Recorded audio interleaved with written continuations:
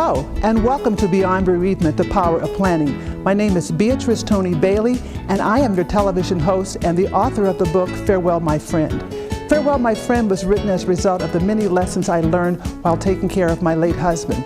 I found out during this very stressful time that it's not a matter of if a person's going to have to deal with these end-of-life issues, but when and who.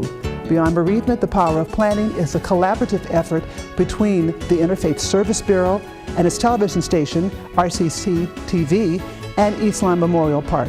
It's the desire of these organizations that Beyond Bereavement, The Power of Planning function as a platform for interactive discussions between the various faith communities.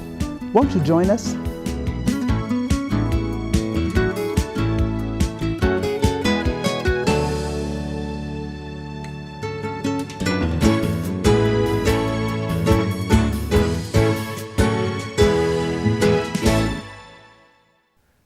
Good evening. My name is Beatrice Bailey, and I'm your host of the television show Beyond Bereavement, The Power of Planning, and thank you for joining us this evening.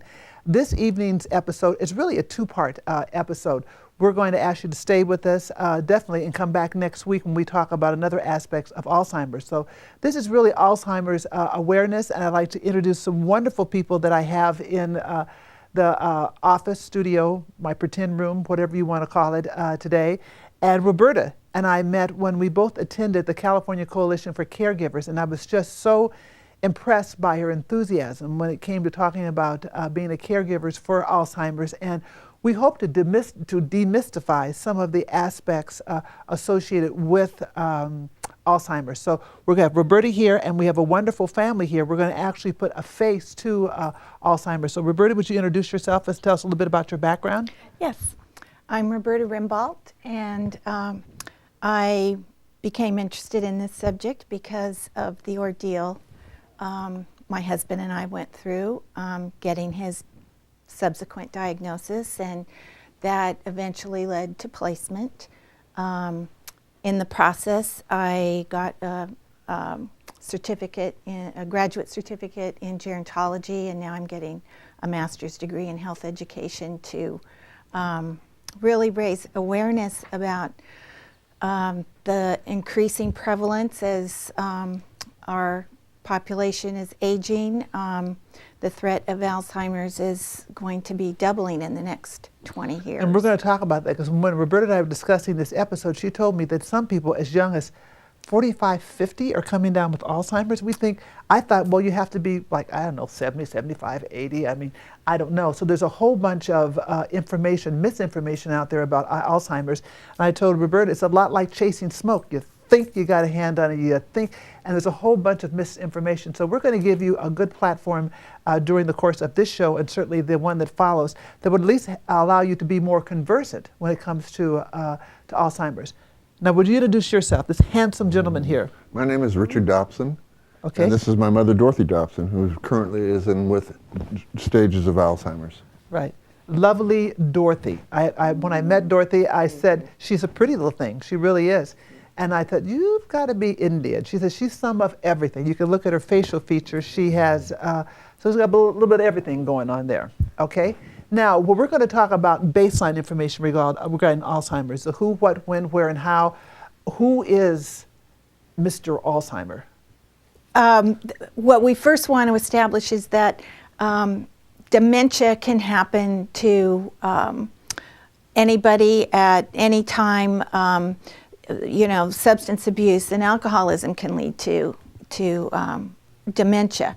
Alzheimer's is maybe as much as 2/3 of the people with dementia have Alzheimer's. So the dementia is like the umbrella under which there's subsections, and one of the subsections is Alzheimer's. Mm-hmm. Okay. Some people who maybe have a tendency toward high blood pressure and cholesterol, if their arteries are getting clogged, their carotid arteries, that's going to make the circulation into their brain that's carrying the oxygen compromised. So that can lead to another form of dementia that would be vascular dementia. Mm-hmm. Now, I want to go back to basics. Tell us first of all, who Dr. Alzheimer's is. He's not an imaginary friend, is he? I mean, Well, Dr. Alzheimer was a German physician from the 1800s, and he is the one who first detected and recorded the symptoms of Alzheimer's disease. So it took on his name.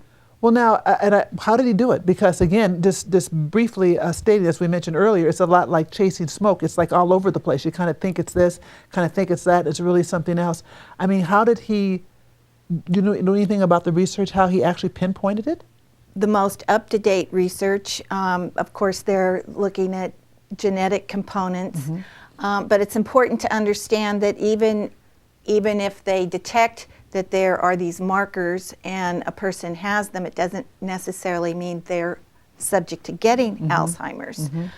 They might have a greater chance for that, but also people can get dementia without having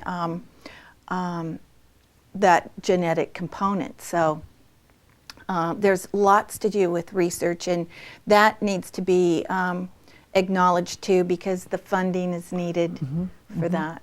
Now, when did you say Dr. Alzheimer's, or do you know when he actually pinpointed it, Alzheimer's disease? It was in the late 1800s. Okay, so it's been around a while. I mean, that's been around. I don't remember when I ever heard the term, Alzheimer's. Well, we used to call this senility, didn't we? Yeah. Right, right. Interesting. Now, can you give us some facts and projections? Because, I mean, last night when you told me that people as young as in their 40s or their 50s were coming down with it, I was just blown away. Well, there's some indication that MCI, or mild cognitive impairment, can lead to Alzheimer's disease. And MCI is usually diagnosed with depression. So depression can be symptomatic of more problems. Well, and I'm really sensitive to Dorothy being on the show, because I know she's got a timeline. She's doing great in that, but after a bit she's going to run out of steam. Richard, you want to tell us a bit about your story and your journey with your mother? Finding out that she was diagnosed in 2006 with Alzheimer's, and my presumption was that was stage 1, but the more I read about it, I think they might have diagnosed her a little bit too many years, or a few years ahead. They should have diagnosed her a few years ahead as opposed to 2006. What were some of the symptoms that made you know that something wasn't quite right? She wanted to go down to Southern California. She lived here most of the time in Sacramento, California. She wanted to go down to Southern California and be with her grandkids. But then when she got down to Southern California, and the grandkids that she thought she was going to be with, they weren't the same. Of course, kids are different than when she was growing up. So her disposition was a whole lot. She didn't want to be bothered with them, and so she moved back up here. And so since she's moved back up here, she lived alone for a couple of years, and then now she's with me and my wife. And so she's it's an interesting disease. She's a handful, and she's feisty. Well, you know what though? But she looks like she probably always was a handful. Good point. Good. So we can't blame it on the outside, but looks like Dorothy could give you a run for her money anyway. That's true. Yes. That's very true. Yeah, she's. Go ahead. Well, one of the things Richard is bringing out a very good point, that she was probably having symptoms long before it was diagnosed, and I don't think this can be emphasized enough, because sometimes we compensate and we're not really paying attention to how much they're losing their capacity to think and reason. And so for some people, we typically think, we think that memory loss is the predominant symptom, and that certainly is, a classic symptom, but early on you might not recognize that there's a memory loss. It's interesting, and it manifests in behaviors. Well, it's interesting because you watch the show long enough, I'm a really organized person, blah, blah, blah, blah, blah. And what I used to be able to do is that when I would go to bed at night and I would think about something that I needed to do, I would just take one of the throw pillows on the bed, throw it on the floor, because then it would be out of order. So in the morning I would it'd be a marker. In the morning I would wake up and go, oh, why is that pillow there? Oh, I remember before I went to bed, I need to put more checks in my checkbook. Wow. Now, if I do that, I wake up, I go over, I look over, and I went, there's a pillow on the floor. I have no idea. I have no idea why that pillow is on. And that concerns me a little bit, but again, I've got an awful lot of stuff going on. But my recall used to be just, this small things. If I have a habit that when I want to leave myself a message, I'll call home and leave myself a message on my voicemail. But a lot of times I'll call, and by the time the outgoing message is finished, I've forgotten why I called.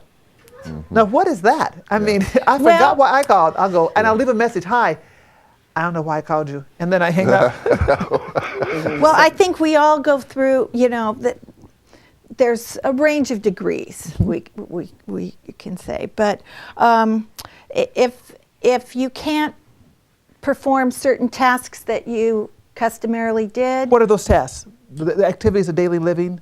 Okay, well, there's instrumental activities of daily living, and those would be key. What are they? Things like remembering to pay your bills, shopping tasks, taking phone messages or using the phone, being able to prepare a meal, things that take step-by-step processing. These things can start to be minimized, and just because the person can't remember how to do it, and they might get angry and blame it on somebody else. I would think it'd be very frustrating because you're used to being in control, and all of a sudden, again, your things aren't clicking like they used to click, and who's changing my world? And I know I did this, I was supposed to do that. I would think it'd be very, very frustrating. Well, can you imagine being in the car driving and not remembering what your destination is, or how to find your car in the parking lot? And so, yeah, there are real concerns with these losses. Well, now, what is? You can speak to this too, also, Richard. What's the impact of all this with to a caregiver?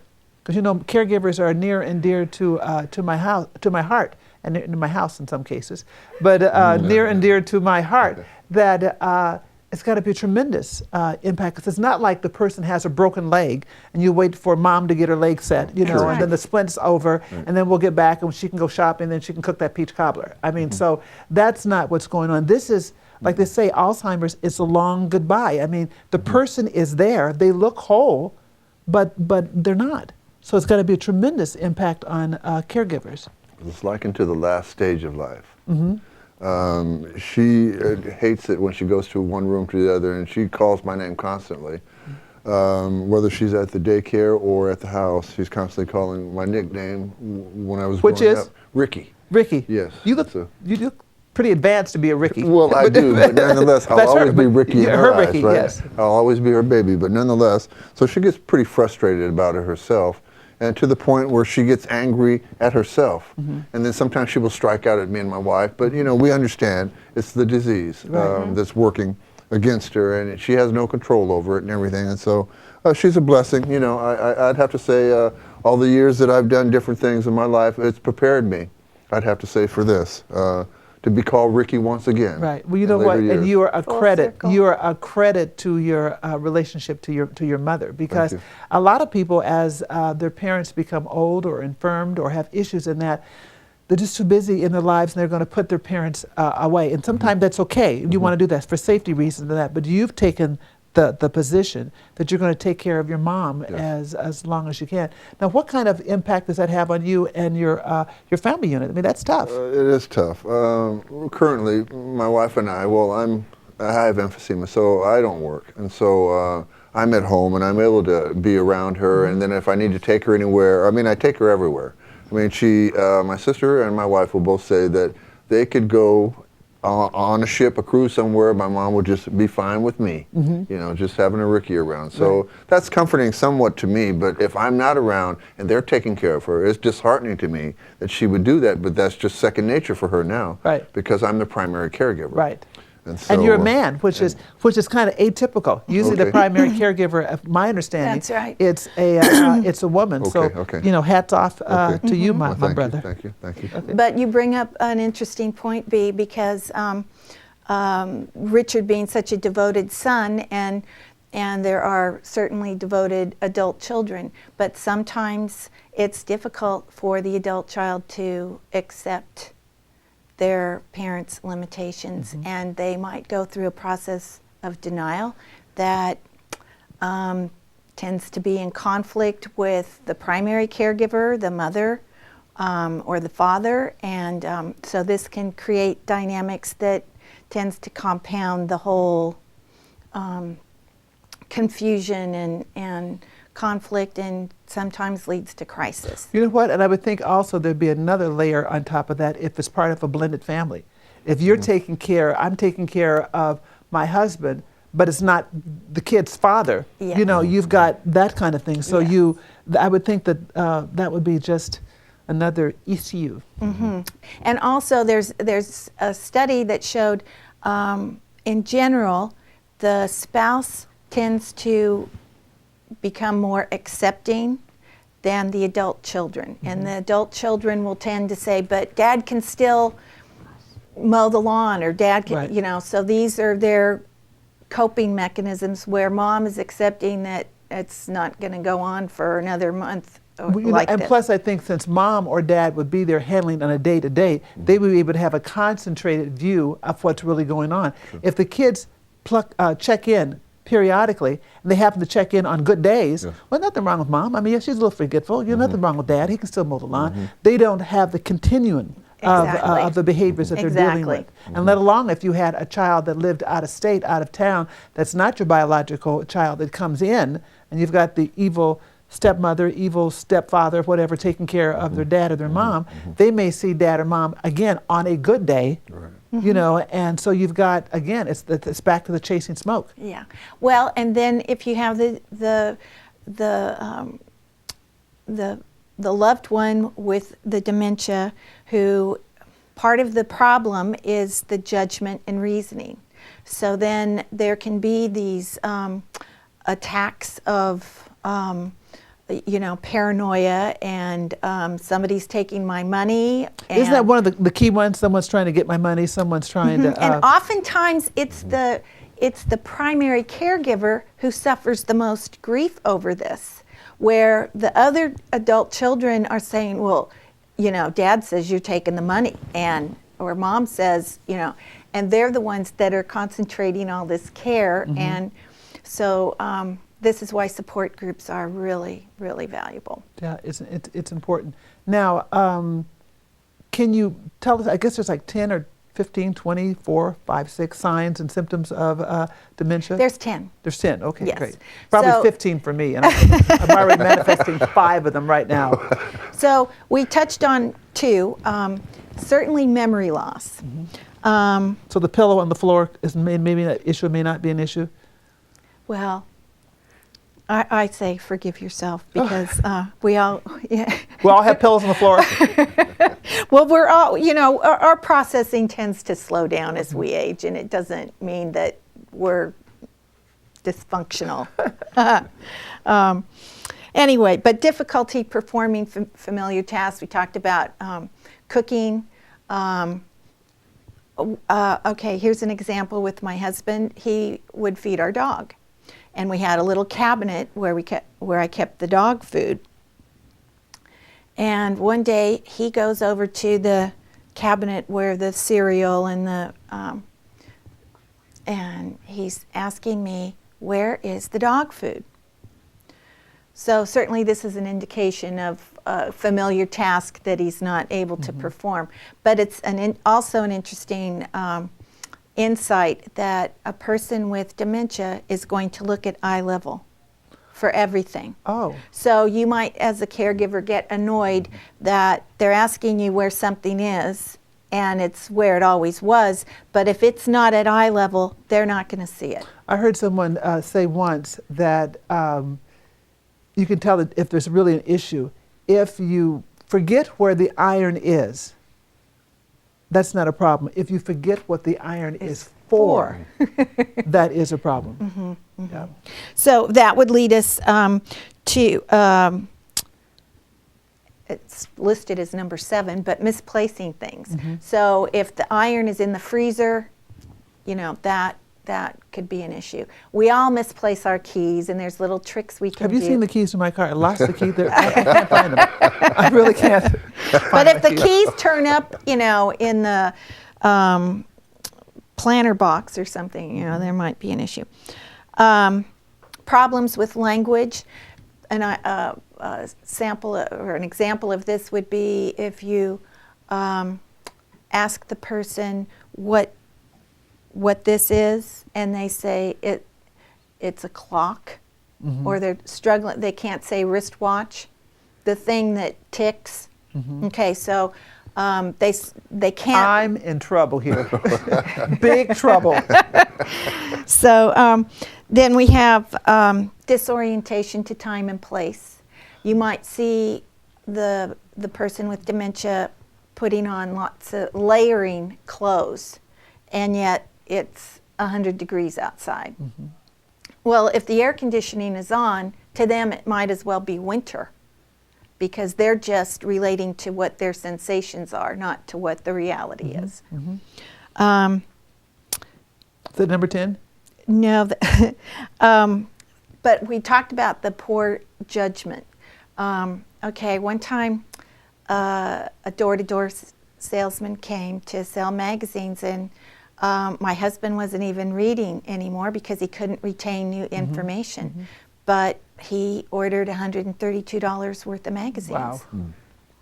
Yeah. Now, fortunately, if you get these kinds of phone calls or these kinds of sales, and you can call the person, the company, and explain that your loved one doesn't have the reasoning or judgment ability, and they'll be happy to cancel the order in most cases.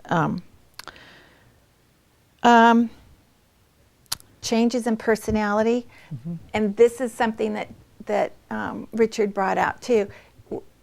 Just understanding that it's the disease you're dealing with, because they can have these little outbursts of rage, and it's because they're, you know, the loss of function, they're losing control. And I think it'd be frustrating. I mean, to Sure. trying to get from point A to point B, but you can't get to point A to point B, and that you know you can, and it has to be very, very frustrating to them.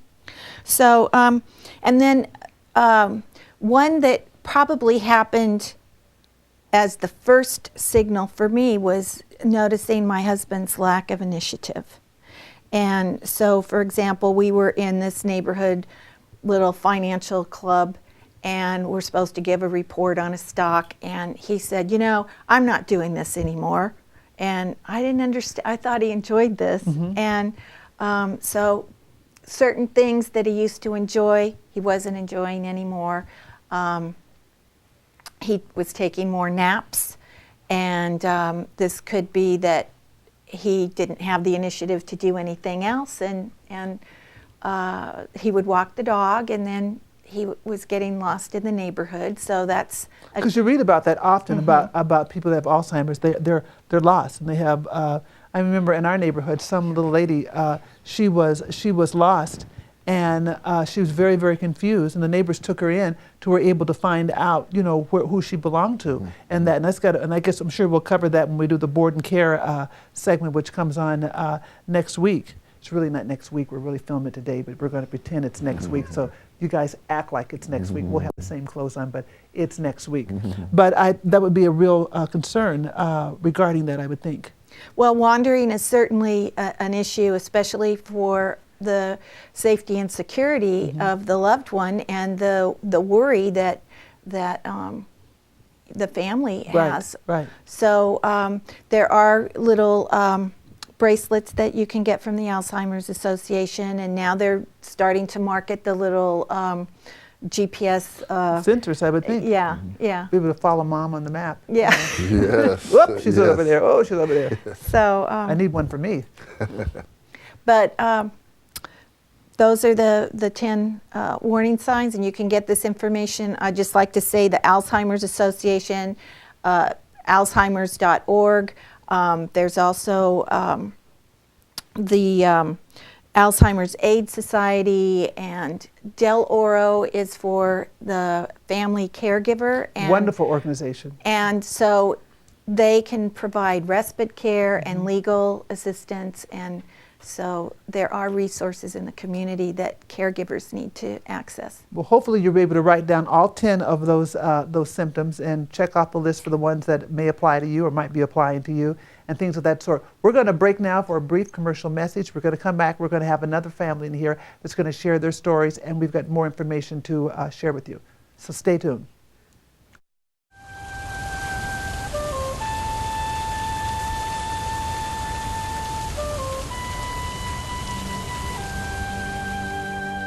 East Lawn has been serving families in the greater Sacramento area at the times of their greatest need for more than 100 years. Our counselors provide the support that people need. They know what to ask. They help you secure a lasting tribute for your loved one. We're honored to have the privilege of helping your family during your time of need.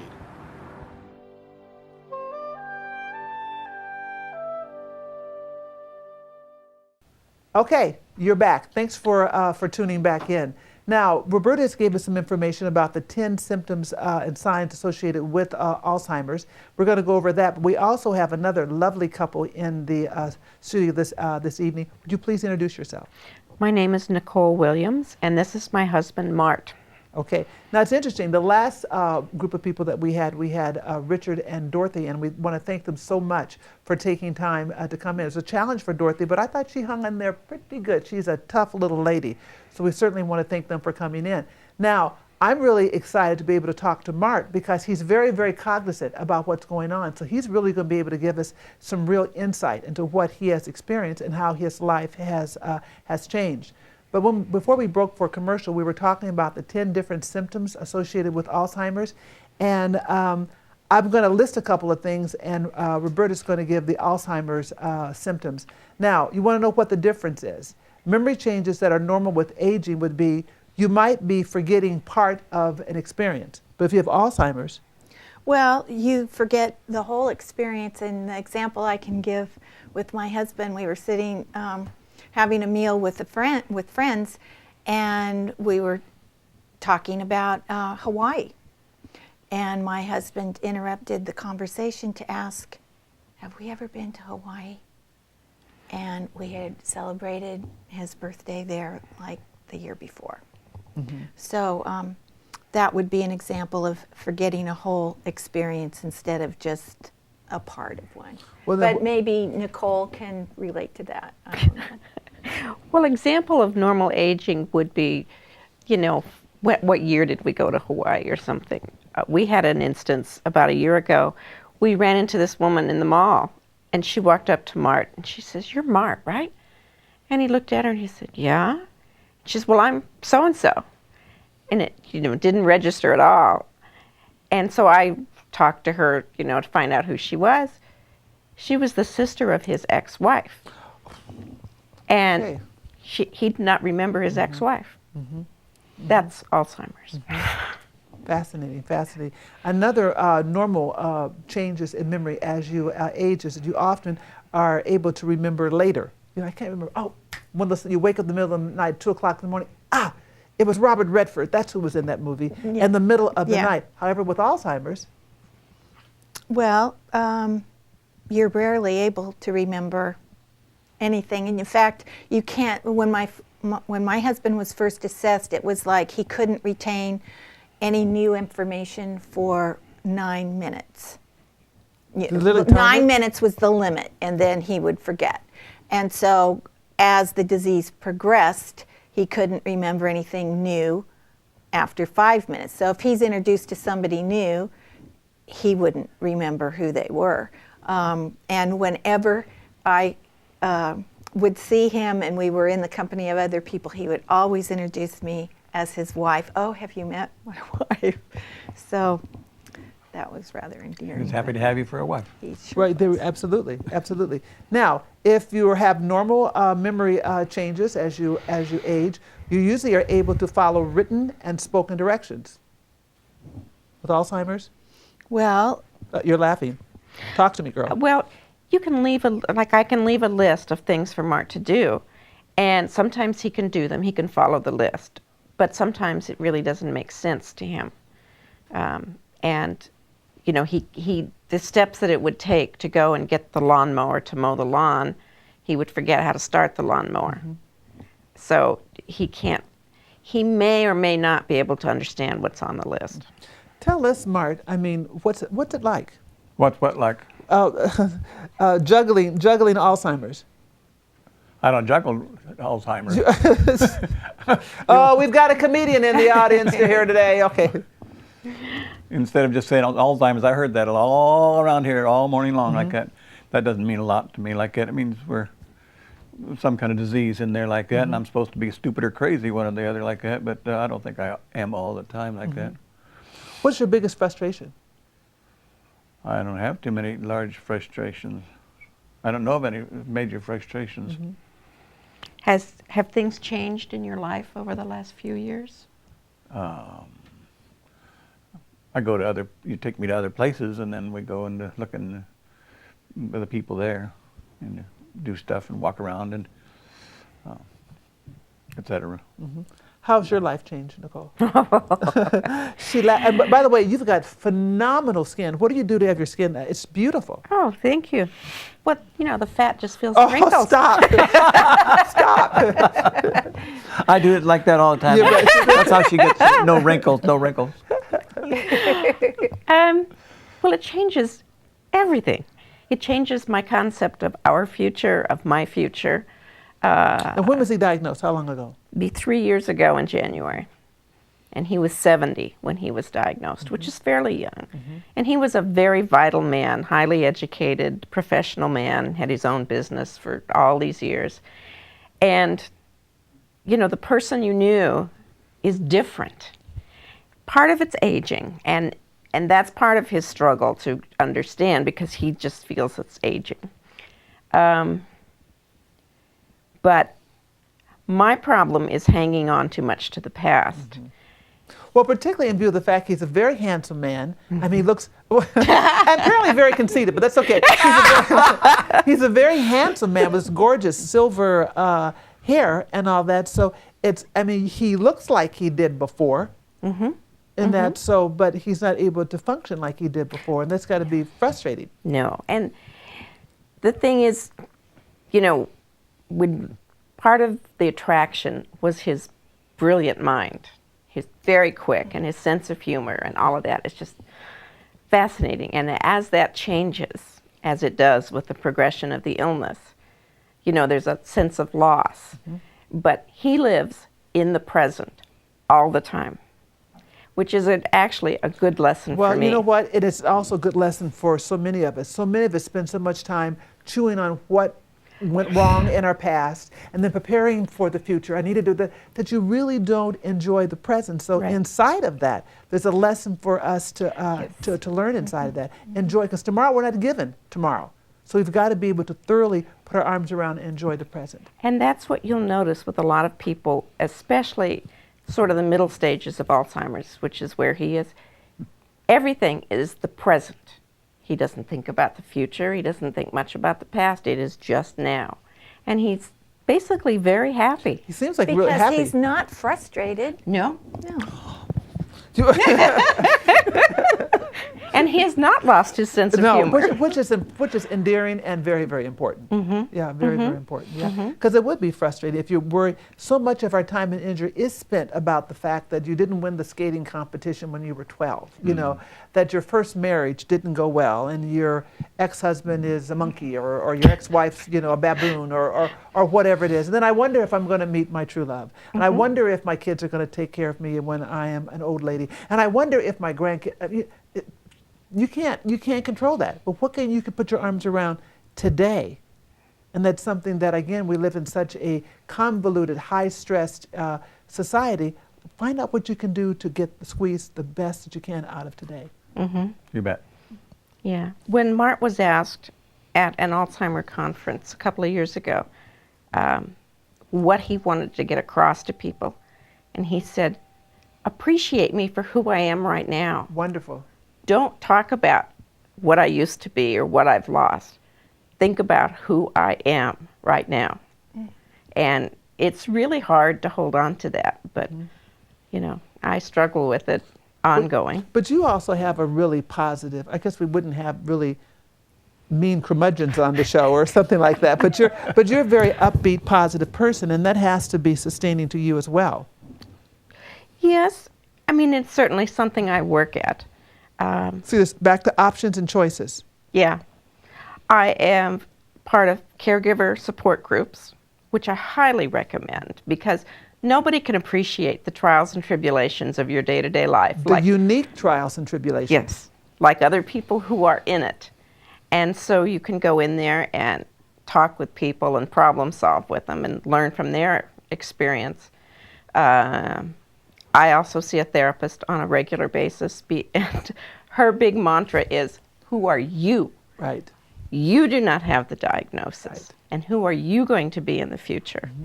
And so it's an ongoing process. You just have to work at it all the time. Well, you're doing something right because, I mean, you guys are just Mr. and Mrs. Happy, you know, which is refreshing, you know, because you have, again, we're talking about options. And he's Mr. I don't know about him. He's Mr. Rascal is what he is. I know a rascal when he's a rascal. Some things don't change. Yeah, which is good though. I mean, it's good. At least he has a wonderful sense of humor and what have you. But again, it gets back to options. I mean, how are you going to play the hand that's been dealt you? You didn't sign up for this. Right. I didn't sign up for my late husband to get lung cancer and then to die. I didn't sign up for that. You know, he didn't sign up for it either. But you have to play the hand that's been dealt you, and you're doing it. Again, you're choosing to take a more positive tack. Now, are there different cultural sensitivities that you can share with us? I mean, you see any difference amongst the various cultures? Well, in general, it's difficult for some people, more difficult for some people to give up their independence than other people. Regardless of your culture, I would think. Regardless of culture. But some cultures are going to have the family manage everything and keep it in the family. And other cultures, because maybe the family isn't even living close to each other arrangements have to be made. So it is case by case, but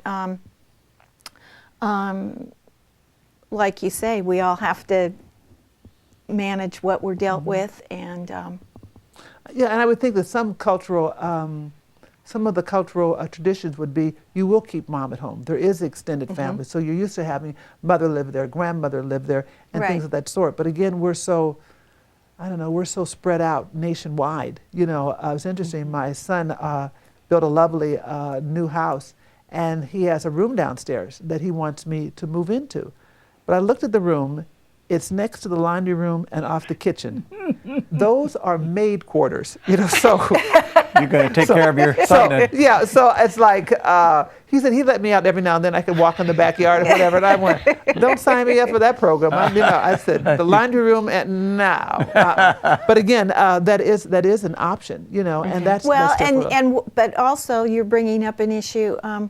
As baby boomers, we're interested in aging in place. So we want to explain to our viewers what that means. Aging in place is where you live in your own residence until you die.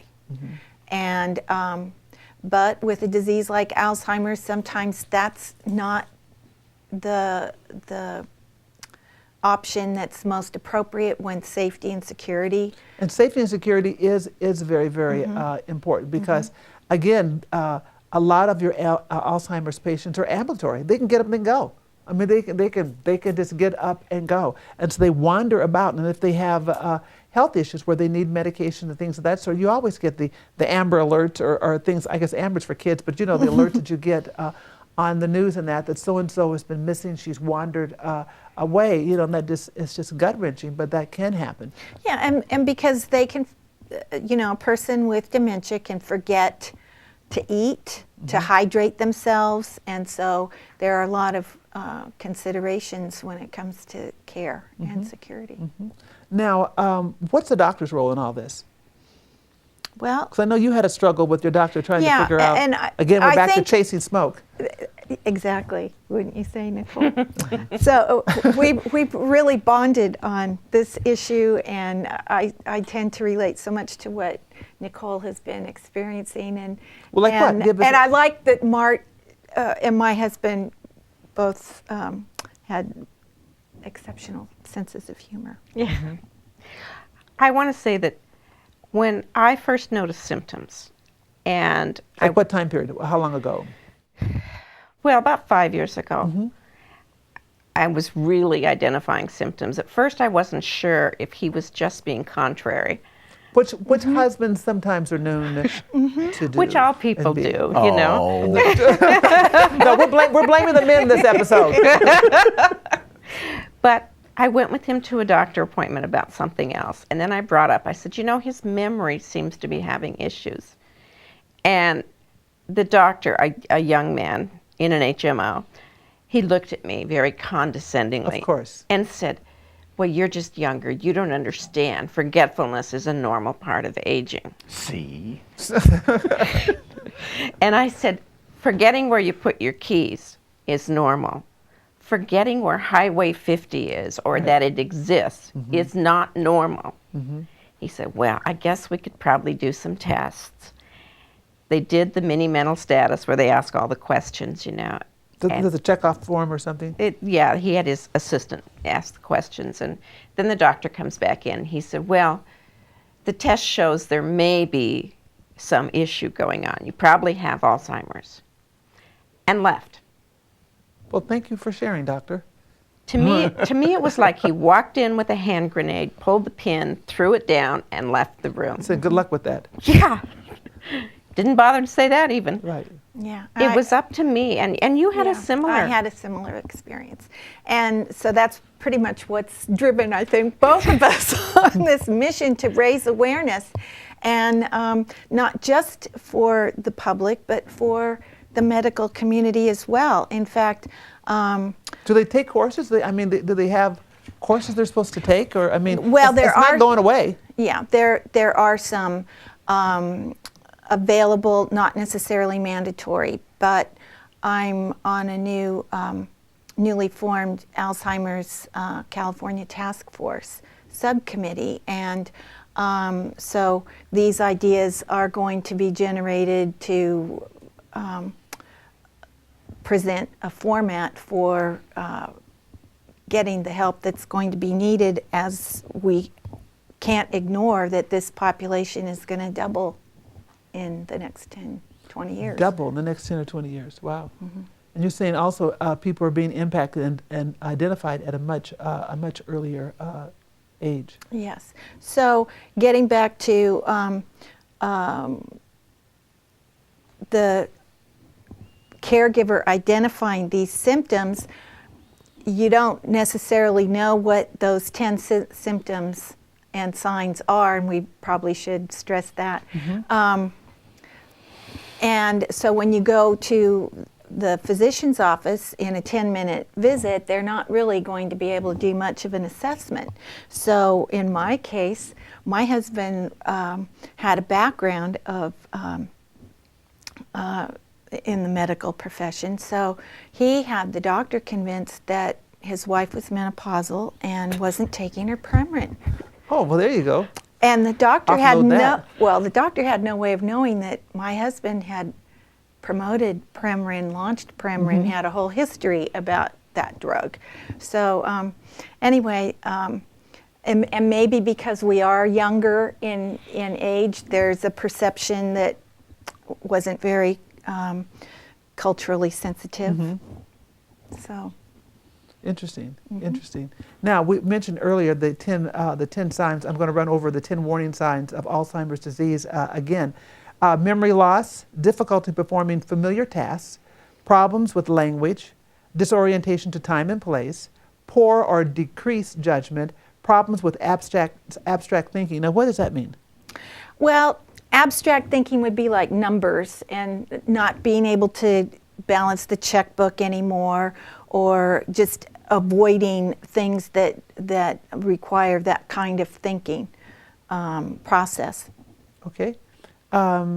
Misplacing things. We talked about the iron in the freezer and things of that sort. Changes in mood or behavior. And I think that would be probably a tough one to figure out, because all of us have changes in moods. You know, I've got 14 you think Sybil had a lot of personalities. I got 14, 15 people running around here half the time. So there would be changes in mood and personality. And then with lifestyle changes, suddenly you're working, now you're retired, you know, the kids were there, now the kids are gone, the grandkids come. We have all these lifestyle distractions that can kind of muddy up, I would think, and cloud the situation. Until you remove those distractions, are you able to really be able to identify with really what's going on? What do you think of that? Yes, and the mood can also extend as the disease progresses.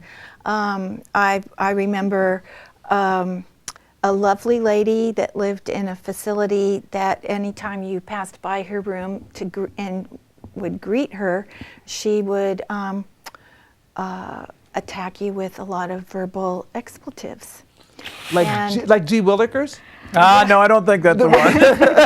And a little spicier? the family insisted that she was just the nicest, sweet. This was so totally out of character for her. So there are these kinds of extremes that can happen. Another woman, I remember when there would be a piano player, and it'd be a patriotic holiday. And she would, let's hear it for the red, white, and blue. My 5 brothers were in the Marine Corps. And so at a barbecue, I asked, I commented on how proud she must have been of her brothers, and her daughter said Mother was an only child. So that's an example of, that term is called confabulation. I think a lot of people have a little confabulation. I think a lot of people all over. Right, they do. I mean, it's interesting. But yeah, what an interesting, and she needed to do that for her sense of well, reality. we don't know where this comes from. We just don't know. It's it's fascinating. curiosity. I mean, it's just, the human mind is just so fascinating. All the little pockets and all the little things and what we have to do. She had to do that to survive. You know, in her own way, she had to do that to survive, and all of us have different coping mechanisms. But again, with Alzheimer's, again, because of the umbrella under dementia, or dimension. Either one. Dementia, or the dimension of dementia. I'm going to make it right. There's so many different little caveats inside of that. I would have to, even with a doctor that's very, very responsible in that, it's tough to kind of put your arm around it, because it's not like you can pick it up through a blood test or a blood pressure test or an EKG or an MRI, or you can set the bone. I mean, it's nothing that's that definitive. Right. And that, so I would think it'd be very, very frustrating for the doctors as well. And I'm curious, maybe I'll do a little research on the internet, and that's another thing I would recommend to everyone that is grappling with, does a person have dementia? What is dementia? What is Alzheimer's?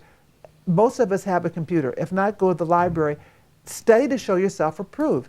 Dig into that, find out more information, because by doing that, you'll be able to keep your doctor honest, you'll be able to ask second-level questions, and you'll arm yourself with more information. And by doing that, you're going to be more confident in dealing with the process that's very, very convoluted. So they throw certain terms around. They say, well, I think it's dementia. Well, isn't Alzheimer's now one of the aspects of dementia? You can say that. You couldn't say it before you watched the show. Now you can say it.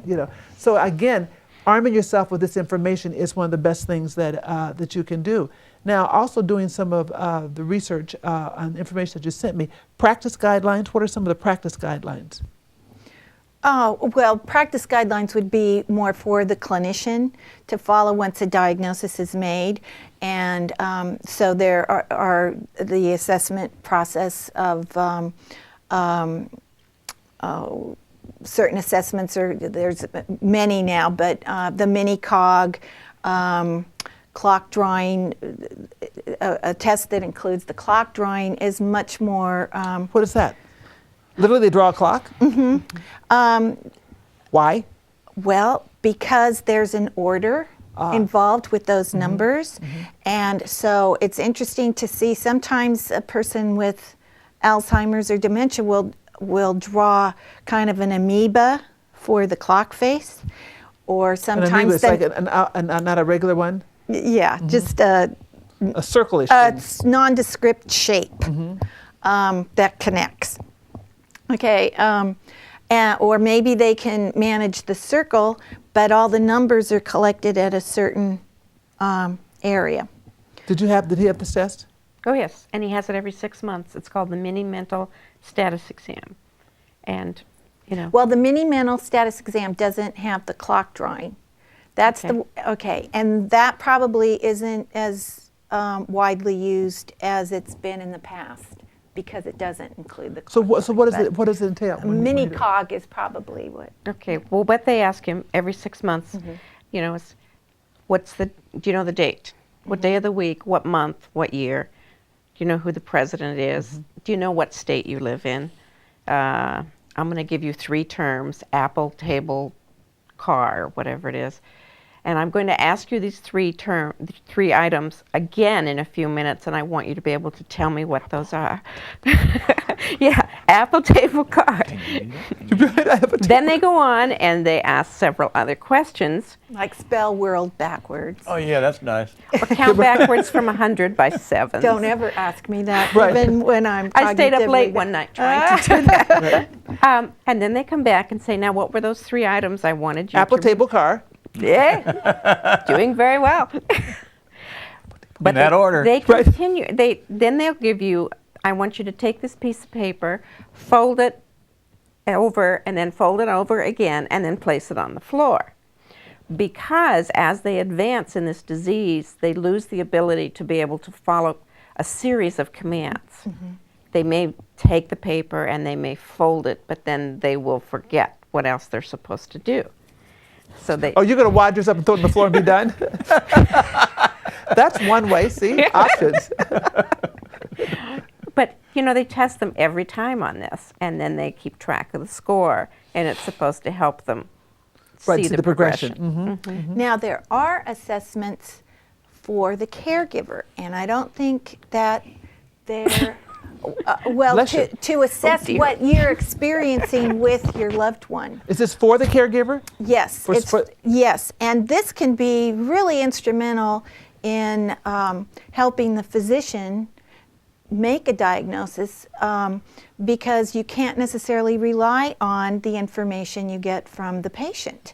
So, and the other thing is that it's really important to assess the state of mind of the caregiver, because if they're depressed, if they're angry, they're subject to illness and possible harm to themselves or the loved one, and so there's dynamics that need to be assessed. Yeah, we discussed the importance of taking care of yourself as a caregiver throughout the show. And the last episode that we had was developing and maintain a positive mental attitude. And talking to the people that were on the show, which are clinicians and a regular person as well, it's important that you do take care of yourself first. You have to take care of yourself first. And again, we don't always feel comfortable doing that, but you have to take care of yourself first so you'll be better equipped to help your loved one. What do you think about that? And do you take care of yourself, girl? You take care of your skin. He goes, yeah.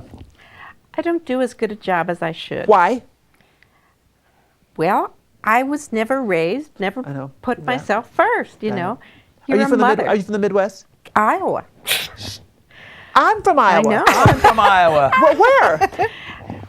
He grew up in Des Moines and went to school at the University of Iowa. Go Hawkeyes. Go And Hawkeyes! I that's grew right. up in a small town in north central Iowa, I don't know where that is. We're north central Iowa. Like where? straight west of Ames, Did it have a name? Scranton. Scranton. I've heard of Scranton, Iowa. I've heard of it. Never been there. They probably have cows. Yeah, Yeah, okay, there you go. maybe 800 people. A lot of That people. many, yeah. But you know, I think that a lot of that is that Midwestern upbringing. Absolutely. My mother's mantra was, every tub stands on its own bottom. You know, bottom. You have to do whatever. If we got sick as children, in that she wasn't one of those, oh dear, did you, baby? No, that wasn't her deal. You know, it's like, you're sick. Okay, here's your medicine. Go upstairs. When you feel better, come down because the dishes are waiting. I mean, she was no joke. So we were raised not to put ourselves first. Right, right. Not good, not good. And you know, a long time society put the pressure on you, and in our age group, you wanted to be the woman who does everything. Superwoman. I have got the bracelets. I have the career. I have the kids. I balance it all. I don't cook out of a box. You know. And so you don't learn to take care of yourself. That's not something that was emphasized. And so I'm trying to do a lot of relearning. You know. And we're never too old to relearn. It's important for us. I mean, if we didn't get it right the first time. And again, this is your first barbecue. Did you have a husband before that had Alzheimer's? No, but No. my father did. Interesting. So you married. You didn't marry your father, no. She married, No. she married her father. Yeah, bro. My No. father had early onset Alzheimer's. Did you know that? Oh, yeah. And I helped care for him. He had his symptoms in his early 50s. Wow. So when we got the diagnosis, I knew. Right. What was You were coming. up. Yeah, absolutely. And that was Absolutely. even harder. Yeah. Oh, absolutely. It would be really tough because you know what's ahead of you. And that helps me appreciate the caregiver support groups. Right. You know, make the legislators more aware of what needs to happen. It's very important. Now, what he just gave me, so cute. He just gave me the sign that we have 2 minutes left in the show. You are so cute. So cute. Now, what is a single piece of advice that you would give a caregiver? We've already said take care of yourself. Educate yourself. Very good. Very, very good. Miss Roberta, what advice would you give our viewers? And you talk to them. You can talk to them. Well, I would say know those 10 warning signs. Access all the support that you can. Certainly the caregiver support groups and the internet is a tremendous resource.